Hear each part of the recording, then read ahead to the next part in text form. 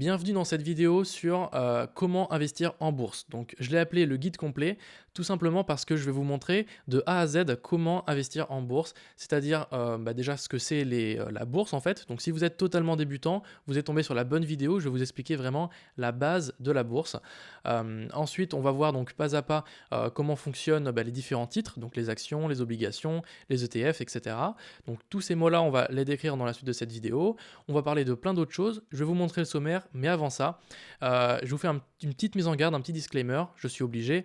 Je ne vais pas vous donner de conseils financiers et vous êtes le seul responsable de vos actes.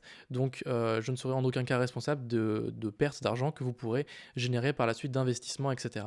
Vous êtes 100% responsable de ce que vous faites. Ceci étant dit, investir en bourse peut générer des gains comme des pertes. Donc évidemment, c'est le curseur à mettre sur le risque que vous voulez créer. Moi, je vais vous montrer un petit peu ce que j'ai pu faire de mon côté, les résultats que j'ai pu avoir, et après à vous de faire votre propre opinion sur ce que vous avez envie de faire.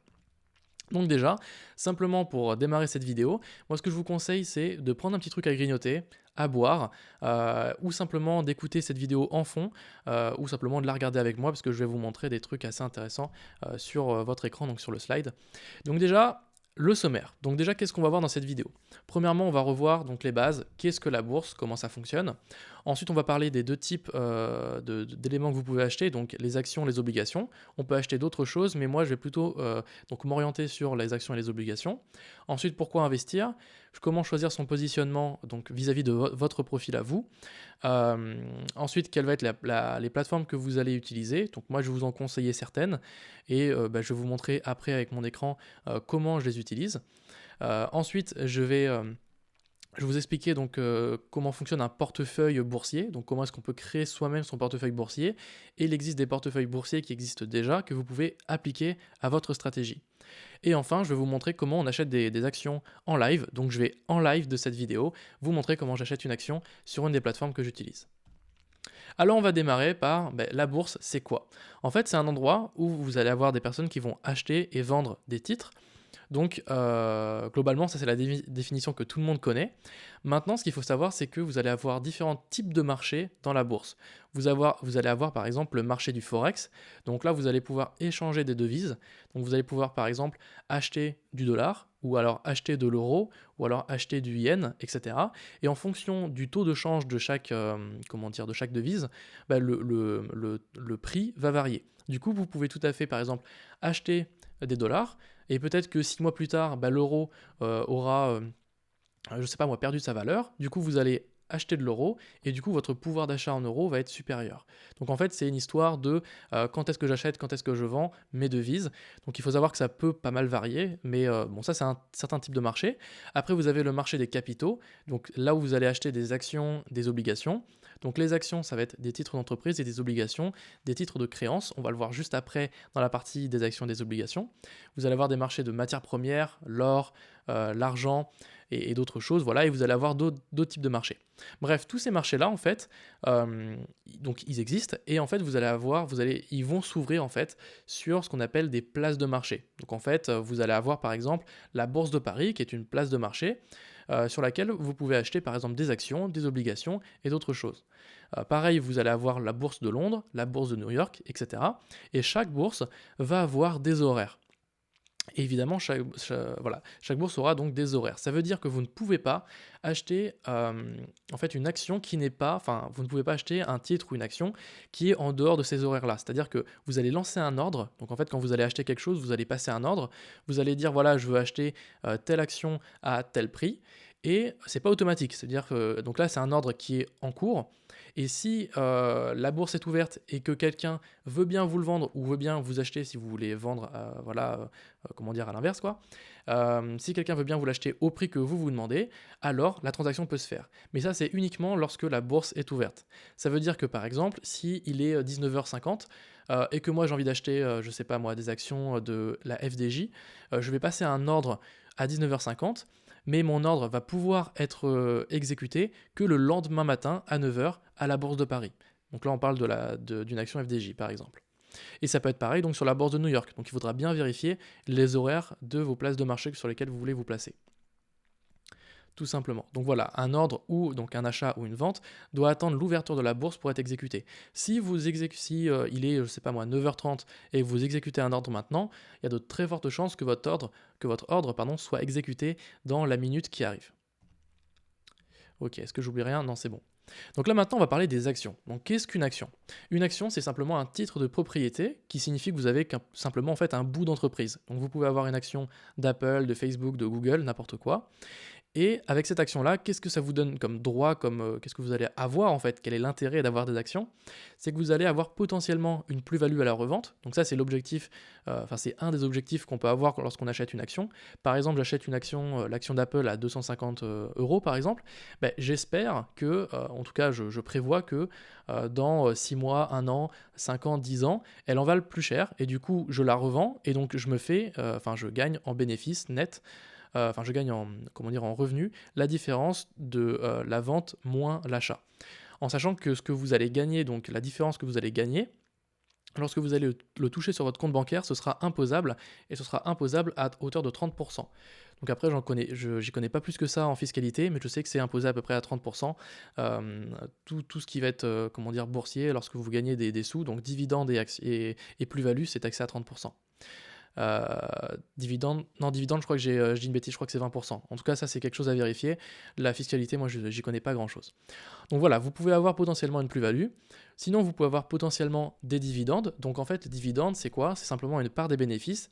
Un exemple, imaginons que Apple fasse, je sais pas moi, 1 milliard de dollars de bénéfices. Donc en fait, ils vont prendre ces 1 milliard de dollars de bénéfices, ils vont dire, ok, nous, je sais pas, dans notre contrat, on définit que 20% de nos bénéfices, on les reverse aux actionnaires. Donc 20% de 1 milliard, ça fait 200 millions. Donc ils vont prendre 200 millions et ils vont dire, voilà, on a tant d'actions, donc on va diviser ces 200 millions par le nombre d'actions, et du coup chaque action aura un bout du bénéfice, donc ce qu'on appelle un dividende. Donc ça veut dire que si par exemple vous avez acheté une action d'Apple et que, je sais pas, une action d'Apple rapporte en dividende, je sais pas moi, 1 dollar, imaginons, j'en sais rien, ça veut dire qu'à la fin de l'année, vous allez toucher 1 dollar de dividende de gain, en fait, tout simplement. Donc voilà, ça c'est la base des dividendes. Les entreprises ne sont pas obligées de vous verser des dividendes et au fur et à mesure des années, peut-être que l'entreprise ne pourra pas reverser de dividendes. Et à l'inverse, une entreprise peut tout à fait faire de très bonnes années de croissance économiquement parlant en fait, et peut vous verser plus de dividendes. Ça, c'est totalement possible. Et enfin, vous allez avoir un droit de vote, donc c'est-à-dire comme vous allez acheter une part de l'entreprise, vous allez pouvoir en gros voter au niveau des actions de l'entreprise. Donc ça, j'y connais pas grand-chose, très honnêtement, et je pense que ça n'est pas accessible pour nous, grand public, qui allons acheter des actions, tout simplement. Voilà, je vous donne un exemple. Donc, il y a différentes actions comme l'action d'Apple qui, au moment où je tourne cette vidéo, est à 240 dollars à peu près. La FDJ, elle est à 20,62 €. Et ce qu'il faut savoir, donc, c'est que vous allez avoir donc, votre action Apple qui aura donc, un diminutif qui va être nous APPL et va avoir un identifiant. Cet identifiant s'appelle un code ISIN. C'est un identifiant unique qui va identifier en fait votre action. Donc ça veut dire que entre les différentes plateformes, par exemple Boursorama, DeGiro, Interactive Broker, etc., vous allez pouvoir en fait prendre cet identifiant là et venir acheter l'action que vous voulez. Comme ça, vous êtes sûr de ne pas vous tromper d'action. Ça, c'est assez pratique. Maintenant, on va parler des obligations. Donc les obligations, c'est différent d'une action. D'ailleurs, j'ai fait une erreur, c'est pas une action, c'est un titre de créance. Donc, ça veut dire quoi? En fait, une action, vous allez acheter un bout d'entreprise. Une obligation, vous allez acheter une dette. C'est comme une dette. C'est-à-dire que, imaginons un État. Donc, en fait, les obligations, vous pouvez avoir des obligations d'entreprise et des obligations d'État. Une créance, c'est une dette. Donc, ça veut dire que, comme vous le savez, les États empruntent de l'argent et les entreprises empruntent également de l'argent. Un exemple avec l'État, si l'État veut emprunter, je sais pas moi, 10 milliards, imaginons, donc ils peuvent l'emprunter donc soit à des banques, mais ils peuvent l'emprunter également à plein d'autres personnes, c'est-à-dire nous par exemple, si on veut. Et nous, ce qu'on peut faire, c'est acheter une obligation, et en fait, acheter une obligation, ça veut dire quoi? En gros, ça veut dire vous prêtez votre argent à l'État, et vous, ce que vous pouvez gagner en retour, ça va être les intérêts que l'État va devoir vous rendre, évidemment, plus le remboursement de votre prêt que vous avez fait globalement à l'État. Donc ça, c'est une obligation. Cette obligation donc, peut se faire avec les États, mais peut se faire aussi avec les entreprises. C'est-à-dire que vous pouvez acheter très bien des obligations d'entreprise, tout simplement. Donc au niveau des gains que vous pouvez avoir donc, les gains de vos intérêts et votre remboursement. Et vous êtes, alors ça c'est très important à le savoir, c'est que s'il y a un cas de faillite dans l'entreprise ou voilà, dans l'entreprise ou dans l'État, c'est que vous êtes prioritaire vis-à-vis des actionnaires. Ça veut dire que en gros, si une entreprise elle a des obligations, elle a des actions, imaginons qu'elle fait faillite et que, je sais pas moi, il lui reste, je sais pas, 100 millions à partager, elle va d'abord rembourser les créanciers, donc quand vous achetez une action, vous êtes créancier, elle va d'abord rembourser les créanciers, puis les actionnaires. Donc en fait, elle va, si par exemple vous avez, je sais pas moi, 100 euros de titres d'action en fait, s'il n'y a plus assez d'argent pour payer les actionnaires, il n'y a plus d'argent pour les actionnaires en fait. Donc les créanciers, de manière générale en fait les obligations, c'est quelque chose qu'on considère de plus sûr qu'une action. Parce que c'est justement comme dans le cas est indiqué, en fait, vous êtes prioritaire vis-à-vis des actionnaires. Par contre, donc en fait, ce qu'il faut savoir, c'est que en fait, les actions vont avoir un effet inverse. Ça veut dire que quand les actions vont monter, ça veut dire qu'en gros, le marché se porte bien, donc les obligations vont baisser, donc c'est-à-dire que les gens vont moins investir dans de la dette, vont moins emprunter, prêter, pardon, alors qu'à l'inverse, lorsque les actions vont chuter, les obligations vont plutôt monter, parce que les gens vont se dire, ok, je vais acheter des obligations, parce que c'est là, au cas où, j'ai plus de chances de récupérer mon argent, en fait. Donc ça, c'est un peu l'idée des obligations. Mais moi, je vous invite vraiment à vous renseigner, les obligations, c'est pas trop dans ma stratégie personnelle. Ok, donc, et ce qui est également niveau terminologie, une obligation d'État, c'est ce qu'on appelle un bon du trésor, voilà, ce qu'on appelle aussi un bonds en anglais, B-O-N-D-S. Et ce qu'il faut aussi savoir, c'est que les obligations vont avoir des notes, donc vous allez avoir des notes sur la viabilité d'une obligation. Les notes vont aller de AAA au BBB-, et ils vont même aller encore plus bas, vont aller jusqu'au D. Donc ça, c'est des notes qu'on donne aux obligations. Et en dessous du BBB-, on va parler d'obligations pourries, c'est-à-dire que c'est vraiment les pires obligations. C'est-à-dire que si vous achetez ce genre d'obligations, vous avez vraiment peu de chances d'être remboursé. Par contre, le taux de remboursement, enfin le taux de, comment dire, le taux de potentiel gain va être vachement plus élevé. C'est-à-dire que vous allez vachement prêter. C'est comme si, par exemple, vous faites des prêts à haut risque, en fait. Vous faites un prêt à, je sais pas moi, à quelqu'un qui est un particulier, par exemple. Comme cette personne-là a entre guillemets moins de garantie de vous rembourser, alors vous allez pouvoir lui appliquer un taux de remboursement plus élevé, tout simplement. Voilà, et moi si j'ai quelque chose à vous conseiller, c'est que si les obligations, tout ça c'est pas trop clair, ou que vous voulez en savoir un peu plus sur ça, il y a un excellent film qui s'appelle The Big Short, dans lequel il parle en fait, enfin, c'est un film qui retrace la crise, je crois, de 2008, et qui explique comment 4 personnes ont réussi à tirer profit en fait de la crise de 2008, justement en voyant ce qui allait se passer, et du coup c'est un très bon film, j'ai pas envie de vous spoiler, mais moi voilà, c'est ce que je vous recommande, donc à voir comme film. Et enfin, ce que vous pouvez savoir, donc, c'est que les obligations, vous pouvez soit les acheter directement sur des places, donc Boursorama, etc., donc des places normales. Vous pouvez également les acheter via des OPCVM, c'est des fonds d'investissement globalement. Donc en fait, c'est des gens qui vont pour vous gérer vos obligations, donc c'est délégué entre guillemets, ou alors des ETF. Et les ETF, rapidement pour vous parler des ETF, moi c'est pas quelque chose que je fais actuellement, mais ça existe. Les ETF en fait, ce sont des indices boursiers, enfin c'est des éléments en gros que vous allez acheter, et ça va suivre des indices boursiers, mais ça peut suivre des groupes d'indices boursiers. Je vous donne un exemple, vous pouvez par exemple acheter un ETF qui va suivre le CAC 40, donc ça veut dire au lieu d'acheter par exemple une action, comment dire, en fait le CAC 40 comme vous le savez, c'est un regroupement des plus grosses entreprises je crois d'Europe il me semble, ou de France. Et en fait, si vous achetez par exemple des actions FTF, en fait, ça va reproduire l'indice du CAC 40. Donc, ça veut dire que quand le CAC 40 va monter de plus 10%, l'ETF qui suit le CAC 40 va monter de plus 10%. S'il baisse de 5%, il va baisser également de 5%. Donc voilà, ça c'est le rôle des ETF. Donc vous pouvez tout simplement acheter des ETF qui vont être qui vont être beaucoup moins chers que le prix du CAC 40, parce que le CAC 40 il est à, je sais plus, 4000 ou 6000 euros, je crois, un truc comme ça. Les ETF vont être beaucoup moins chers et donc vous permettre de pouvoir en acheter en plus grande quantité, entre guillemets. Je sais plus ce que je voulais dire par rapport à ça, mais je crois que c'était tout. Oui, voilà, et donc les ETF donc, peuvent suivre donc, le CAC 40, mais peuvent également suivre d'autres groupes de choses. Donc ça peut être par exemple les 30 plus grandes entreprises, je ne sais pas moi, du Japon, les 50 plus grandes entreprises, je sais pas, des États-Unis. Ça peut suivre aussi également par exemple le prix du café. Il y en a qui ont, il y a plein d'ETF qui existent en fait. Pardon.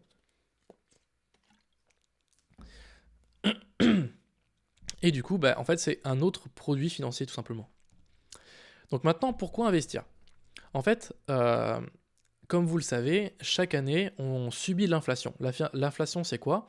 C'est bah, qu'est-ce que je peux mettre dans mon caddie, par exemple, pour 100 euros chaque année. Donc si, par exemple, pour chaque année, je fais un nouveau plein de caddie, bah, qu'est-ce que je peux mettre dans mon caddie? Par exemple, en 2000, peut-être que mon caddie était rempli, je sais pas moi, à 100%, et peut-être que maintenant, en 2020, il est rempli à 80%. Ça veut dire qu'il y a eu de l'inflation qui a joué, et du coup, ça veut dire que mon pouvoir d'achat est diminué. C'est-à-dire que je peux acheter moins de choses avec la même quantité d'argent. Donc ça, c'est l'inflation. L'inflation, donc chaque année est positive, donc c'est-à-dire qu'elle est toujours à plus 1 ou plus 2%. Donc il y a le graphique juste ici, voilà, c'est monté des fois à plus de 2% et quelques. Là, apparemment, pour cette année 2019, on est à peu près à 1%, 1,1 à peu près. Et ce qu'il faut savoir, donc en gros, ça veut dire que chaque année, on perd 1,1% de l'argent qu'on a. Donc si on a 1000 euros sur notre compte en banque, chaque année, on va perdre 1,1%. Donc ce qui n'est pas terrible. Donc ça veut dire qu'on peut le placer cet argent. On peut le placer par exemple dans un livret A qui rapporte 0,5%. Donc ce qui peut être très bien. Mais le souci, c'est que un livret A, comme ça rapporte que 0,5% et que l'inflation est de 1,1%, chaque année, c'est comme si on perdait, donc en fait on perd littéralement de l'argent, à 0,6%. Donc on subit vraiment l'inflation, et même si on le met sur un livret en se disant on gagne des sous, au final on n'en gagne pas parce qu'au niveau pouvoir d'achat on ne le gagne pas. Euh, Après, il y a d'autres livrets évidemment qui existent, qui peuvent monter à 1, 2%, voilà, ça dépend des livrets. Mais toujours, ça reste dans ces zones-là de l'inflation. Donc au maximum, vous pouvez juste ne pas perdre d'argent. Donc ce qui n'est pas terrible en vous disant que vous placez votre argent. Donc maintenant, ça c'est le constat. Donc ça veut dire que bah, maintenant, qu'est-ce qu'on peut faire avec cet argent qu'on a de placé? Bah, ça peut être de l'investir. En sachant que si vous l'investissez, c'est ça le souci, c'est que vous allez vous poser une autre problématique qui va être la problématique de la liquidité. C'est ça qui est très important à comprendre, c'est que il faut surtout pas se mettre en danger et il ne faut investir que l'argent que vous pouvez vous permettre de perdre. La liquidité, en fait, c'est l'argent que vous pouvez très facilement retirer. Ça veut dire que plus vous avez de l'argent qui va être liquide, entre guillemets, plus ça va être de l'argent que vous allez pouvoir utiliser facilement. Je vous donne un exemple. Si j'ai, je sais pas moi, 1000 euros sur mon compte bancaire, ça c'est de l'argent qui est très liquide. Ça veut dire qu'avec ma carte bancaire, si je veux, je peux aller dans un magasin et dépenser mon argent directement. C'est très facile. Par contre, si j'ai, imaginons, 500 euros, enfin plutôt 1000 euros, mais en action Apple, c'est moins liquide. Ça veut dire qu'il faut que j'attende que le marché, enfin que la place la place boursière pardon, soit ouverte pour vendre mon action. Donc il faut que je trouve quelqu'un qui veuille bien acheter mes titres Apple, que moi je vende, donc je récupère mes sous, que je fasse le transfert sur mon compte bancaire et ensuite j'ai ma liquidité. Donc ce qui n'est pas terrible. Et encore moins liquide, vous avez l'immobilier par exemple, où là vous allez acheter par exemple, je sais pas moi, une maison ou un appartement à 50 000 euros. Bah, ces 50 000 euros, c'est pas du tout liquide puisque vous devez vendre cet appartement, donc ça va prendre à peu près plusieurs mois pour vendre cet appartement, ensuite récupérer vos sous et là vous les avez. Donc la liquidité, elle est vraiment très, très réduite.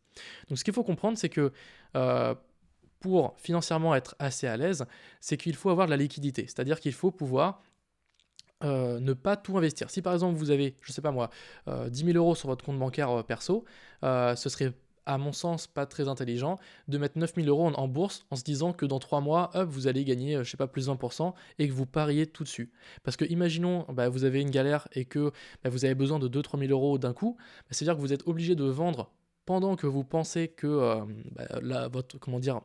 votre investissement va prendre. Et du coup, c'est là où vous pouvez faire des erreurs en vendant moins cher que ce que vous avez acheté et du coup perdre vraiment de l'argent. Donc moi, c'est pas ce que je vous conseille. Donc ce qui est important, c'est de comprendre qu'il faut avoir de la liquidité sur soi, donc sur votre compte bancaire ou même en liquide chez vous ou n'importe quoi, et qu'il faut investir que de l'argent que vous pouvez vous permettre de perdre et surtout de l'argent long terme. C'est-à-dire qu'il faut que ce soit de l'argent où vous vous dites pas bon, je pense que cet argent-là, j'en ai pas besoin dans 6 mois, mais peut-être que je peux en avoir besoin. En fait, il faut que vous vous disiez, pardon, c'est sûr, j'aurais pas besoin de cet argent, c'est sûr. Et là, vous pouvez le mettre cet argent. Sinon, si vous dites pas ça, je pense que c'est pas une bonne idée. Donc voilà, ça c'était la petite parenthèse sur le pourquoi investir et dans quel cadre investir. Surtout aussi quel montant investir. Maintenant, il faut choisir son positionnement. Donc ça va être très rapide. En gros, vous avez deux positionnements. Soit vous vous voyez plutôt comme un trader, soit plutôt comme un investisseur. La différence entre l'un et l'autre, c'est que le trader va plutôt voir du court terme de manière générale. Donc là, c'est un petit peu ma définition de trader vs investisseur. Le court terme, ça va être quoi? Ça va être le fait de se dire, bah voilà, je vois que la tendance de l'action, je sais pas moi, Apple est en train de monter. Bah, je pense que dans 1 an, 2 ans, elle va encore monter. Ça, c'est ce qu'on appelle de la spéculation. C'est-à-dire qu'en fait, vous vous basez sur le fait de penser que la courbe va monter. C'est la partie spéculation. Donc, vous êtes plutôt un trader. Alors qu'un investisseur, lui, va plutôt voir l'entreprise en elle-même, le projet, qu'est-ce qui se passe derrière. Est-ce qu'il y a, je sais pas moi, est-ce qu'il y a vraiment une croissance dans la boîte, techniquement? Est-ce qu'il y a, je sais pas, des projets qui sont à venir? Je donne un exemple. Si vous voulez investir, si vous êtes plutôt du profil investisseur, vous allez peut-être plutôt choisir, par exemple, je vous donne un exemple d'entreprise, ça peut être, imaginons le Coca-Cola. Le Coca-Cola, ça fait des dizaines, enfin ça fait plusieurs années que ça existe, je crois même des dizaines d'années que ça existe, que chaque année il marche très bien et que probablement pendant encore des dizaines d'années, cette entreprise va très bien fonctionner. Pourquoi? Tout simplement parce que c'est une entreprise donc, qui est dans l'alimentaire. L'alimentaire, on a tous besoin de se nourrir, ça c'est évident.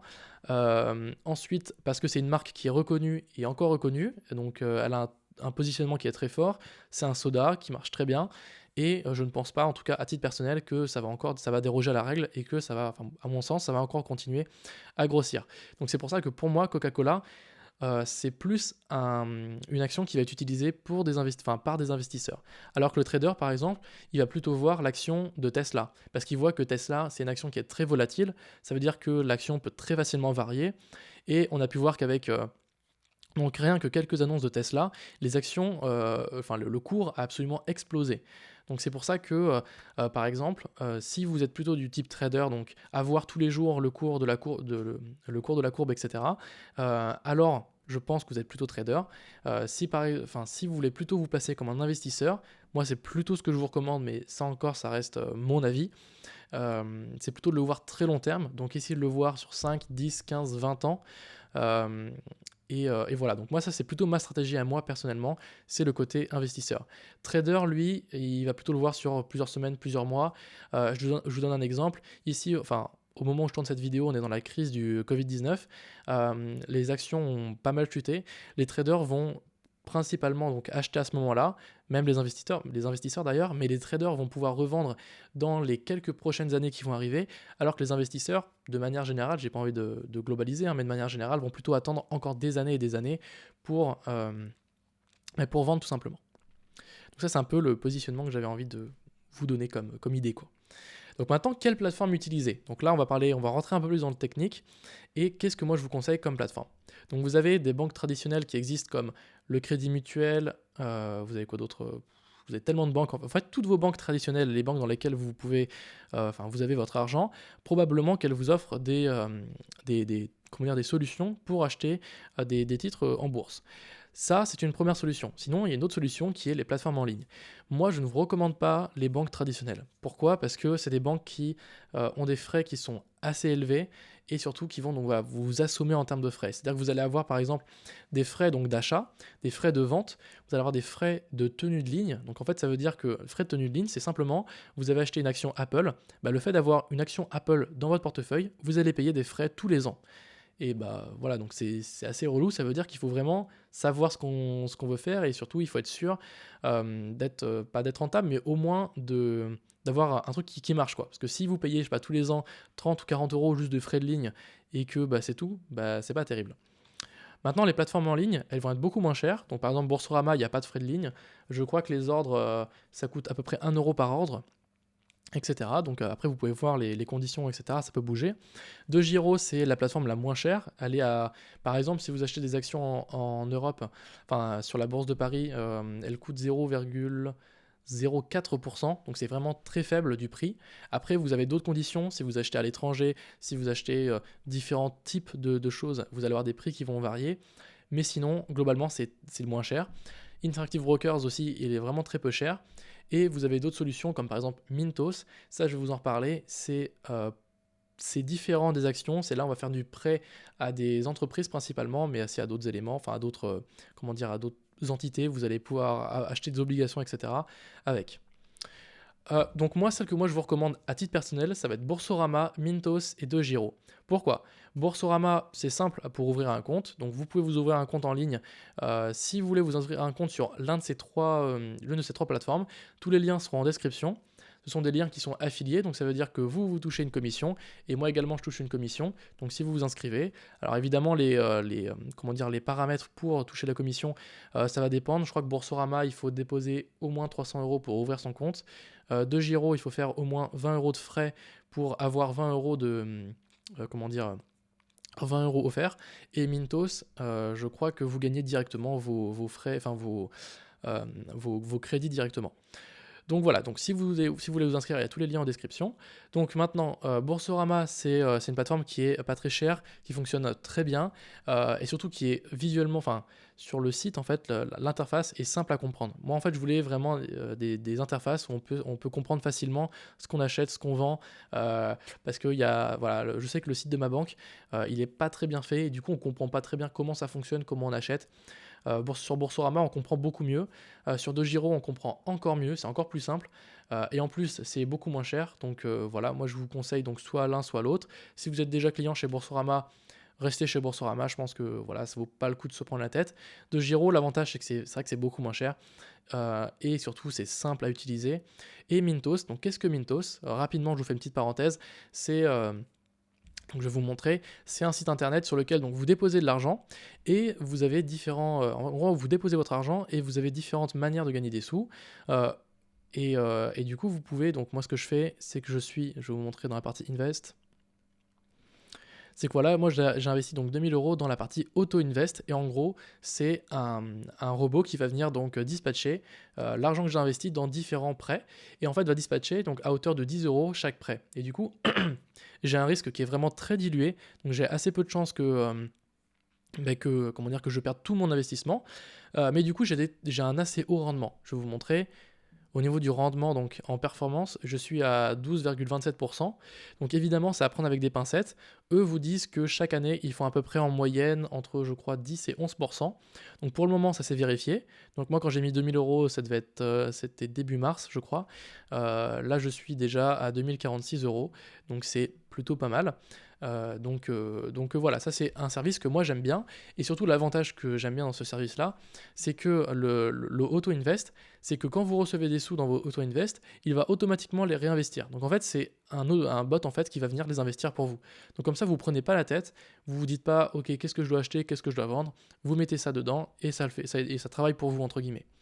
Donc voilà, ça c'est ce qu'il faut. Voilà, c'est une plateforme que moi j'utilise, que je trouve très bien et que je vous recommande si vous ne savez pas comment investir, quoi investir, dans quoi investir, etc. et que vous avez des sous à placer. Ceci étant dit, donc ça c'était Mintos, voilà, donc on a parlé des différentes plateformes et je vais vous montrer à la fin de la vidéo comment investir par exemple sur DeGiro avec un ordre que je vais passer avec vous, donc techniquement. Maintenant, je vais vous parler de son portefeuille. Donc, en fait, le portefeuille, ça va être votre stratégie générale. Donc, quand vous allez investir en bourse, je pense qu'il est mieux de choisir une stratégie globale.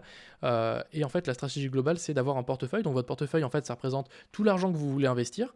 Et ben, en fait, vous allez constituer un portefeuille. Vous allez définir un pourcentage de combien de choses je veux dans mon portefeuille, tout globalement. Donc là, je vous donne un exemple. On a alors celui-ci, ça s'appelle le 4 saisons, ce portefeuille-là. Donc il y a différents portefeuilles qui sont très connus. Celui-ci s'appelle le 4 saisons. Dans le 4 saisons, vous avez 30% de... 30% dedans qui vont être des actions, 40% qui vont être des bons des bons des bons d'État, comment on appelle ça, des obligations d'État, pardon, long terme, 15% qui vont être des obligations d'État court terme, enfin plutôt moyen terme, 7,5% qui vont être des matières premières et 7,5% qui va être de l'or. Et donc ça, en gros, vous allez constituer un portefeuille et la stratégie, c'est quoi? C'est que, par exemple, imaginons que vous créez votre portefeuille, vous avez acheté tous vos éléments et chaque élément représente bien le pourcentage que vous voulez. Et imaginons que 3 mois plus tard ou 5 mois plus tard, les éléments bougeaient. Imaginons que, moi je sais pas, les valeurs des actions, elles ont baissé à ce moment-là, donc c'est-à-dire qu'elles ne représentent plus 30%, mais elles représentent, je sais pas moi, 10%.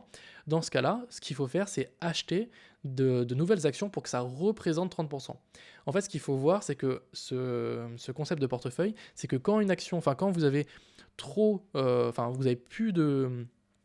Imaginons, vous avez 30% d'une action et qu'elle baisse. Ce qu'il faut faire, c'est pas vendre les autres. Ce qu'il faut faire, c'est acheter celle que vous avez perdue.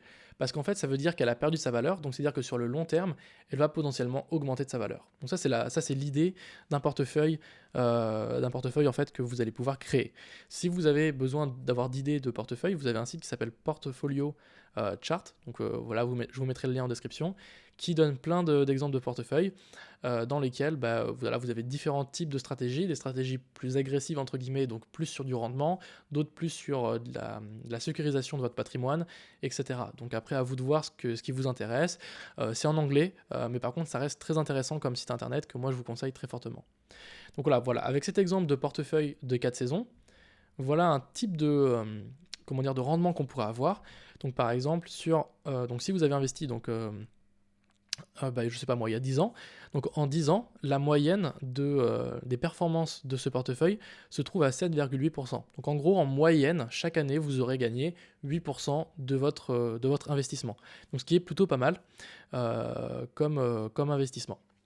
Voilà. Donc après, à vous de vous renseigner un peu plus sur ces stratégies-là. Personnellement, j'ai pas encore adopté une vraie stratégie vraiment très stricte sur un portfolio personnellement. Voilà, et pour conclure, cette vidéo, c'est n'investissez que ce que vous pouvez vous permettre de perdre. Donc n'investissez pas de l'argent, encore une fois, que vous avez besoin dans 3 mois, dans 5 mois, dans 6 mois. Il faut vraiment que ce soit de l'argent que vous vous dites, voilà, cet argent-là, je le place et j'aimerais bien qu'il me rapporte, mais sinon, c'est pas grave. Voilà. Donc maintenant, je vais vous montrer comment acheter une action. Donc là, je vais vous la montrer sur 2 Giro. Donc ici, je vais aller sur mon compte de Giro. Donc comment ça fonctionne de Giro quand vous créez votre compte? Vous allez avoir, donc quand vous allez déposer des sous dessus, vous allez avoir votre solde total. Donc là, ça c'est l'ensemble de la valeur de votre compte. Donc ça veut dire vos liquidités plus votre donc à la fois les euros que vous avez sur votre compte globalement, plus la valeur de vos actions que vous avez à un moment donné. Donc là on peut voir d'ailleurs que ça peut bouger, chaque seconde ça peut bouger. Voilà, si je réactualise, hop, ça va venir. Ah, je crois que ça m'a déconnecté, donc il faut que je revienne dessus. Hop.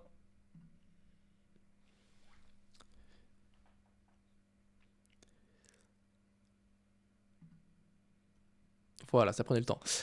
Donc voilà, on voit que du coup le résultat a changé. Donc c'est-à-dire qu'en fait chaque seconde ça peut évoluer. Ensuite vous avez donc votre portefeuille. Donc ça c'est la valeur totale de toutes vos actions. Ici cette valeur-là, en fait c'est l'argent que vous avez de disponible, enfin l'argent que vous avez en euros. Ici, ça c'est la variation de la journée. Donc ça veut dire que ce matin, hier, j'avais une certaine somme dans mon portefeuille. Donc imaginons, mon portefeuille s'était évalué à 1530 et quelques euros. Là, aujourd'hui, si je revends maintenant, là, j'aurais perdu 54 euros au final. Enfin, par rapport à hier, je ne sais pas si vous voyez ce que je veux dire. C'est-à-dire que par rapport à hier, la valeur a baissé de 54 euros. Et là, on peut voir le cumulé. Donc là, c'est quand j'ai acheté, par rapport à maintenant, voilà combien j'ai de différence. Donc là, pourquoi est-ce que j'ai une valeur qui est négative? Parce que là, on est en pleine période du Covid-19. Donc moi, à titre personnel, j'en profite pour acheter parce que pour moi, certaines actions ne sont pas très chères.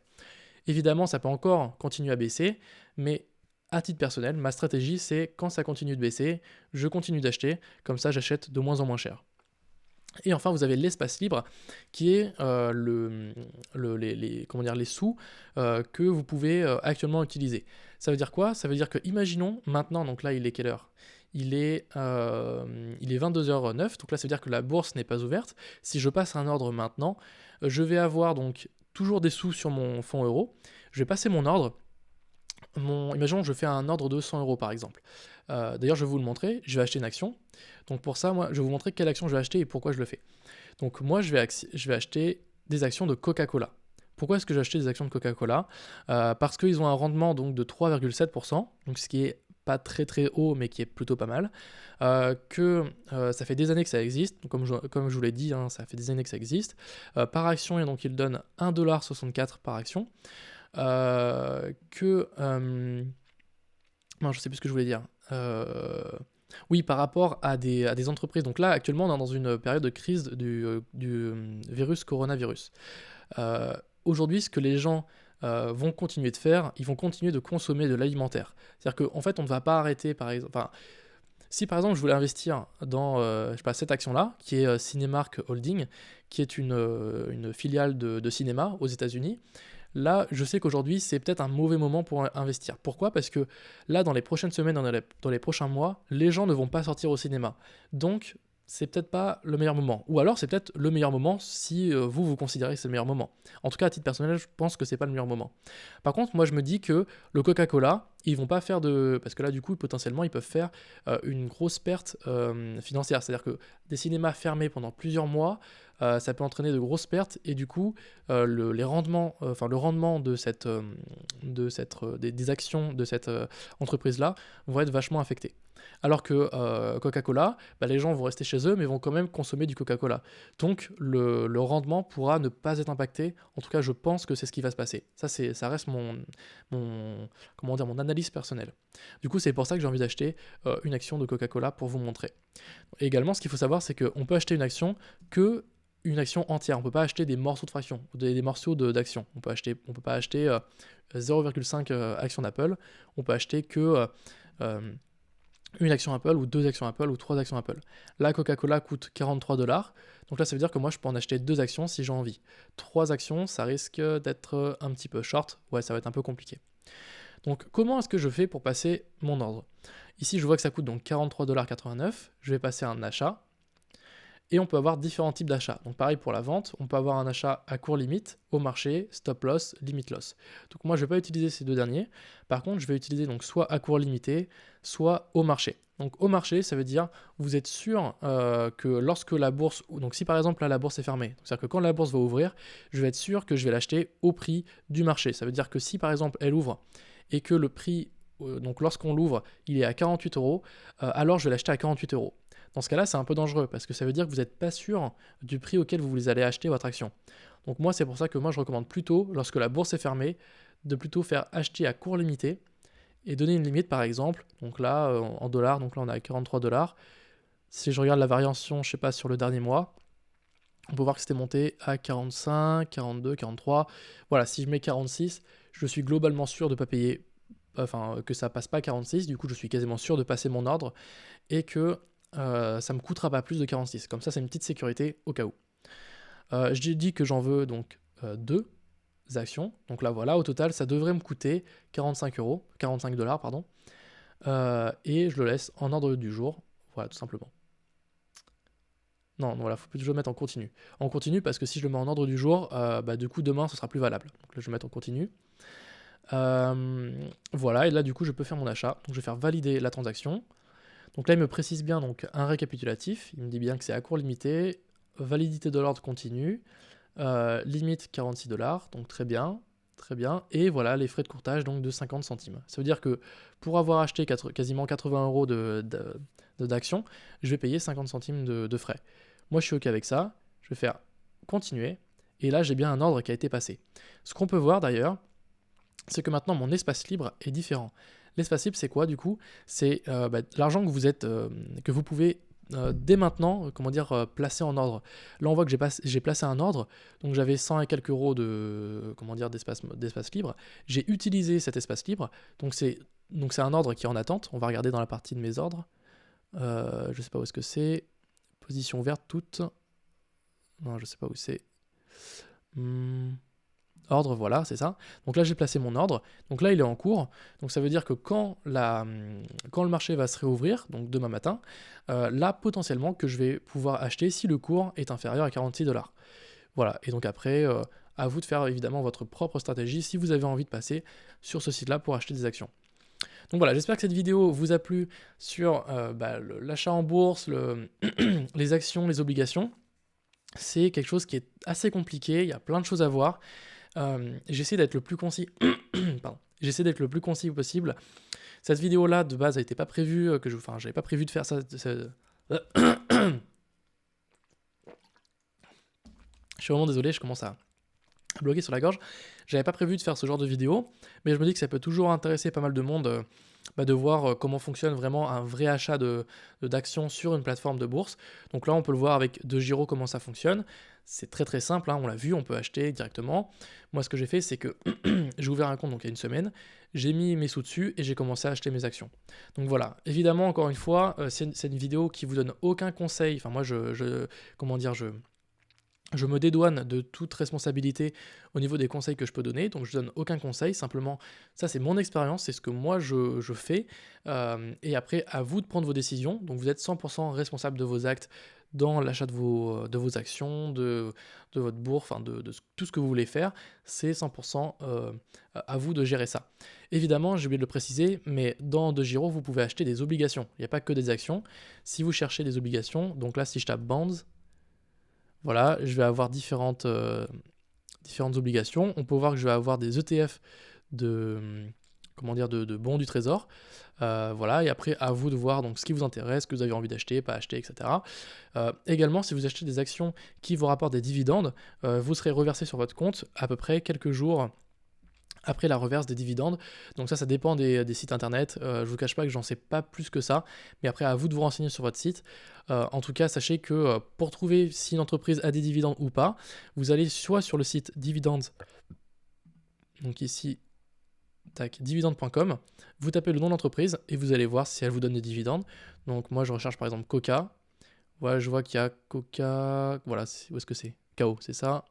Coca-Cola Co. Et là, c'est là où j'ai pu trouver, donc savoir que cette entreprise donnait des dividendes. Si je regarde Apple, on peut regarder les dividendes d'Apple. Tac. Voilà, le rendement n'est pas terrible, il est à 1,26%. Mais après, de manière générale, globalement, on sait que du Apple, c'est assez solide. Donc voilà. J'espère que cette vidéo vous a plu. N'hésitez pas donc à liker, à commenter si vous avez des questions ou si vous avez des remarques par rapport à ce que j'ai pu dire, si vous voulez me corriger, rajouter des informations complémentaires, etc. N'hésitez vraiment pas. Encore une fois, si vous voulez vous inscrire sur les différentes plateformes, tous les liens seront en description. Et sinon, je vous souhaite une très bonne fin de journée. On se retrouve dans une prochaine vidéo. À bientôt.